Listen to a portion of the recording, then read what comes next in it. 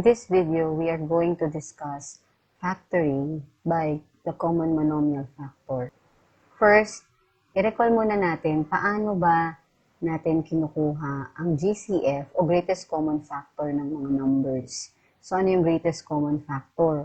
Ang greatest common factor is the greatest number that is a factor of two or more other numbers. Meron tayong isang video na ginawa na nakaraan kung paano natin makukuha yung greatest common factor ng mga numbers. So, gamitin natin yun sa example na to. Usually, nasanay tayo na gamitin yung factor 3 na itinuro sa atin nung elementary. So, dito, let's try to use other method, which is the ladder method.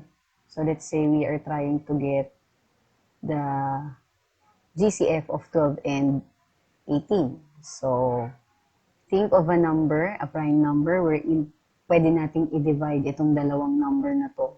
So, 12 and 18. So, dahil parehas naman silang even number, sige, divide natin siya sa prime number na 2. So, when we divide by 2, 12 divided by 2 is 6, and 18 divided by 2 is 9. So, 6 and 9, saan natin pwedeng i-divide yung number na yan? Yung dalawang number na yan, pwede natin silang i-divide sa number na 3. So, 6 divided by 3 is 2. 9 divided by 3 is 3. Yung 2 and 3, they are already prime numbers, so stop na tayo dyan. So, we only need the greatest common factor. So, dito lang tayo titingin sa part na to. So, the GCF of 12 and 18 is 2 times 3, which is 6. So, that's how we get the greatest common factor of two or more numbers. Next, greatest common factors in monomials. So, the same process na ginamit natin sa pagkuha ng greatest common factor ng integers. Yun nga lang, this time, meron na siyang kasamang variables. So, how do we do that? So, 10 and 4, sige, kuhain muna natin yung ano yung mga factors ng 10x cubed. So, 10 is 2 times 5. Tapos, x cubed is x times x times x. And then, 4 is 2 times 2 times x. So, ano yung magiging GCF natin dyan? Common factors, 2. And then, doon sa ating variables, ang common is x. So, ang GCF ng 10x cubed and 4x is 2x. So, ang shortcut lang naman dyan is dun sa variable natin kung ano yung may pinakamababang exponent. Yun lang ang kukunin natin. So, before we proceed with factoring, recall muna natin yung distributive property. So, how do we do that distributive property of multiplication? So, dito, as you can see, nandyan yung a sa labas. And then, we're going to multiply it by the binomial b plus c. So, multiply lang natin yung a kay b. So, that is a times b plus a times c. That is the distributive property. So, let's try to use that. For example, let's try to find the product of 3x squared and the binomial 4x plus 3. So, we have 3x squared multiplied by 4x plus 3. So, distributive property lang, 3x squared times 4x, that is equal to 12x cubed. And then 3x squared multiplied by 3, so we have plus 9x squared. Okay, so bakit natin kailangang i-recall yung distributive property na ito? Kasi dun sa factoring, using the common monomial factor, parang gagawin lang natin yung reverse method niya. Okay? So, let us try to factor out the greatest common factor. So, let's try to factor out 12x squared plus 18x.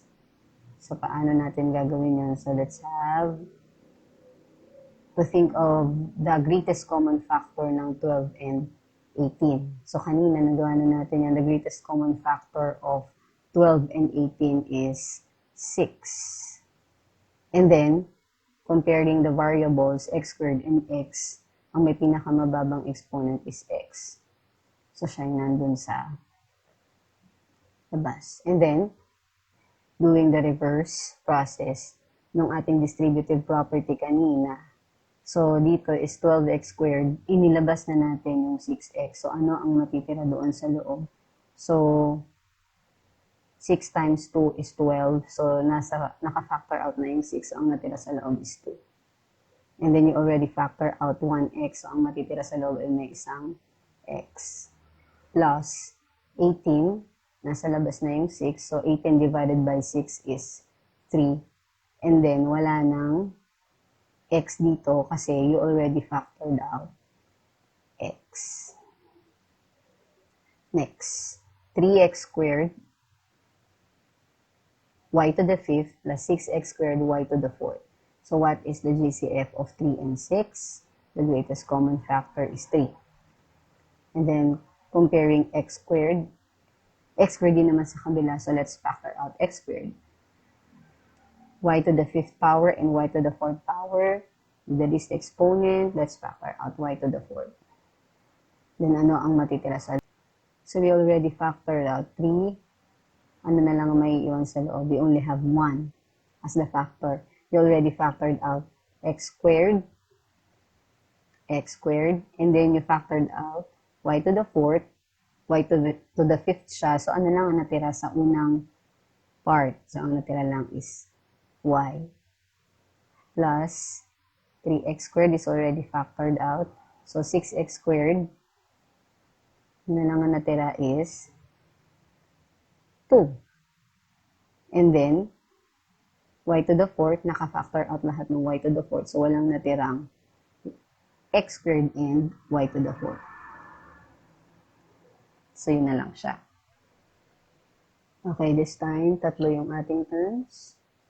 So, we have 10. 10 is 2 times 5. 25 is 5 times 5. And 15 is 3 times 5. So, ang GCF ng tatlong number is 5. And then, comparing the variables, x squared, x, and then dito wala. So, wala tayong ipa-factor out na variables. Kasi yung third term natin ay walang variables. Okay, so, ano na lang ang matitira doon sa loob?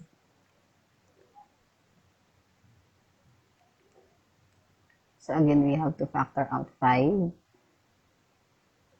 And then, ang matitira sa 10x squared is 2x squared plus 25x divided by 5. So, may matitirang 5x. And then, 15 divided by 5 is 3. So, para ma-check nyo kung tama yung naging pagpa-factor natin, you just do the distributive property. I-multiply lang natin yung mga term na nasa labas. And then, ma-verify na natin kung tama yung ating sagot. So, that's it. Thank you.